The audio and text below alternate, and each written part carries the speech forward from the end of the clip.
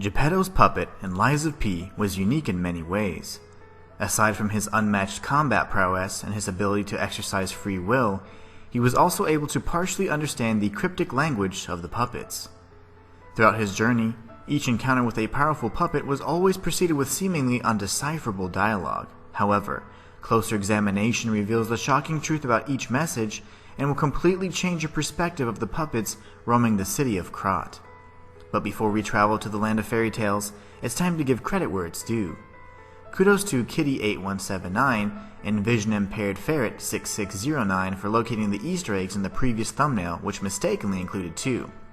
If you look closely, you'll see the Arm of God in the bottom right hand corner, which I failed to remove, and the actual intended Easter egg, which was the obvious Golden Lie weapon crudely pasted on the nose of Geppetto's puppet. If you're new to the channel, I've started playing a game with viewers where I hide an Easter egg in the thumbnail of each of my videos. The first person to state what and where it is in the comments gets a shout out in the following video. Now, back to the matter at hand. The first instance where Geppetto's puppet is introduced to the puppet language is during his encounter with the Parade Master. It's interesting to note the personalities of each of the puppets who can utilize the language surfaces through their dialogue. For the sake of organization, I have categorized all possible phrases spoken by each boss puppet into 3 groups. Number 1, dialogue spoken during the battle. Number 2, potential dialogue spoken after a loss. And number 3, dialogue spoken after a victory. There are a total of 4 boss fights that include this unique dialogue and 1 special encounter that I will discuss later in the video. The Parade Master can deliver the following messages during battle. Come on in, we have been waiting. Finally, a guest is here. Kick this party into gear. Discipline will do the trick. Bad children get the stick. Now he shall be happy. Now off to our toyland. Oh, the king is celebrating. If Geppetto's puppet is defeated in battle, the Parade Master can deliver the following messages. How unfortunate. Your charming carriage was waiting for you. Oh, you're just in time, listen. Do you hear the carriage that's come for you? If Geppetto's puppet is victorious, the Parade Master will deliver the following message. You could have given the king a real festival. These messages can only truly be understood and fully appreciated in retrospect, and that's precisely what makes them such an incredibly unique storytelling element that can reveal hidden truths earlier for those with a keen eye. It's interesting to note that the Parade Master referenced a carriage that had been sent by the king, alluding to a meeting between Geppetto's puppet and the Puppet King himself. Aside from the scrapped Watchman, all other puppets capable of speaking in this coded language make direct references to the king and his mission. Keep this in mind for later. The second puppet that can speak the coded language is the scrapped Watchman, and can be found at Krat City Hall. The scrapped Watchman can say the following phrases during battle.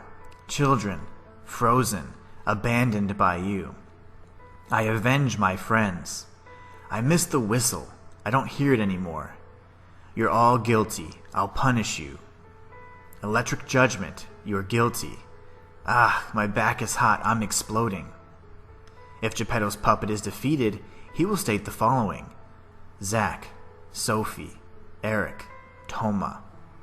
If Geppetto's puppet is victorious, the scrapped Watchman will utter this solemn phrase. Freezing cold, like my friends. The scrapped Watchman was known to form strong bonds with children, despite his potentially destructive design.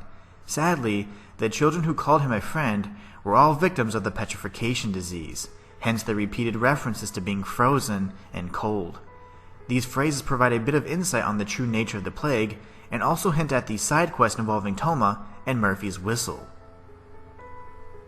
After venturing through the Vanini Works factory, Geppetto's puppet encounters the king's flame Fuoco. Not only his name, but the phrases he speaks are tied directly to the Puppet King and his ultimate goal. Let's take a look at his possible dialogue options. Fuoco can state the following during battle. Learn his ways. Join us. Join our mission. Join the purge. Spread the flames. Burn the impure. Don't forget, brother, you're one of us. O king, my king, we need a bigger flame. If Geppetto's puppet is defeated, Fuoco can say the following. We fight for humans. Why can't you see it? Worship the king of puppets. Praise to him. If Geppetto's puppet is victorious, Fuoco will say, My flames, oh, my king. The dialogue deciphered from the King's Flame is nothing short of incredible. Not only does it reveal the true purpose behind the puppets gathering at Venigni Works, but also their siege on the cathedral. The puppets under the King's control were not bloodthirsty lunatics. In fact, they were loyal soldiers at war with the carcasses affected by the petrification disease. Their ultimate mission was to recruit Geppetto's puppet and burn the impure monsters that had been created as a result of the alchemist's alleged cure. They were aware of the true threat to the city of Krat and knew the most effective way to dispatch of them: fire. After Geppetto's puppet arrives at the bridge leading to the cathedral, an unknown puppet speaks their coded language and says the following: "The king wishes to eradicate all monsters born from the petrification disease. Protect the humans, so says the king." This is yet another testament to the fact that the Puppet King is not the true enemy, but is simply a misunderstood ally. All the while, his loyal servants have been carrying out his order to save as many people as possible amidst the chaos. In the battle with the King of Puppets, the last of the secret messages are decoded. During the battle, he can state the following phrases: "I was wondering when you'd show up. You sure kept me waiting. Pity we have to meet like this, though. Come on, don't be silly. You're wrong, listen up. The whole place is teeming with monsters, of course. We have to stop them. You have to stop them. Lives are on the line." Upon the destruction of his outer shell, the Puppet King states, "We're ending all this destruction. The real enemy is..." However, he is cut short before he can reveal the identity of the true puppet master, pulling the strings from the shadows. Romeo is then freed from his prison, and the final battle begins. Romeo can state the following phrases during the battle with Geppetto's puppet: "I have to kill you to stop it all. There's no other way. I'm burning up. It's all going up in flames, bright white flames." If Geppetto's puppet is defeated, Romeo will say, "The laws of the Grand Covenant bind us. We're his puppets. It's gonna be okay, as long as I'm at your side, Carlo." Who's the puppet, you or me? Once Romeo is defeated, he will leave Geppetto's puppet with a final farewell. Maybe this is what real freedom feels like. Thanks, Carlo. Once again, Romeo's dialogue demonstrates how he has been desperately trying to communicate with Geppetto's puppet all along in an attempt to form an alliance against the true enemy. Sadly, after being rejected time after time, Romeo had to resort to desperate measures and failed in the process. This is yet another testament to the masterful storytelling featured in Lies of P, and the reason why the adventures of Geppetto's puppet will be discussed for years to come.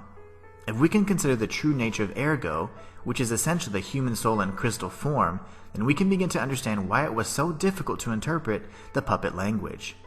The ergo that powered the puppets would eventually awaken and cause the homo machina to gain self-awareness, resulting in behavior that was nearly indistinguishable from a normal human. However, each puppet was imprinted with a code referred to as the Grand Covenant.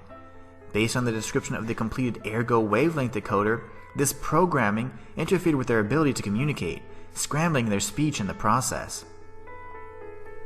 The flavor text for the decoder reads, "A device that decodes puppet noise by analyzing ergo wavelengths can be used to understand puppet messages. A device completed by improving Venigni's first ergo wavelength decoder. It can clearly decode puppet messages by removing the noise created from the error with the Grand Covenant." In simple terms, the Grand Covenant was overriding and suppressing the humanity attempting to surface from the ergo. It seemed that Geppetto was well aware of this and intentionally included this in his design. Perhaps his time in collusion with the alchemists gave him much more knowledge about ergo than he let on. In a world of man-made abominations, Geppetto still proved to be the most terrible monster of all. I'll leave you with a final thought. Puppet language exists in real life. It is a software configuration management tool that uses its own declarative language to describe system configuration. Interestingly enough, it is compatible with a ruby DSL, mirroring Geppetto's puppet and Dorothy's ruby red shoes. Coincidence? I think not. And that's all for this video. If you enjoyed it, be sure to like and subscribe. It helps me know that you want more content just like this. Click on these videos on screen to continue your journey, and I'll be there to guide you when you arrive. Consider becoming a member for exclusive perks like emojis, members-only videos, and more. Or check out my Ko-fi or Patreon page if you want behind-the-scenes content, or if you just want to support me in a more personal way. Until next time, it's the Inhuman One signing out. Join the Inhuman community today.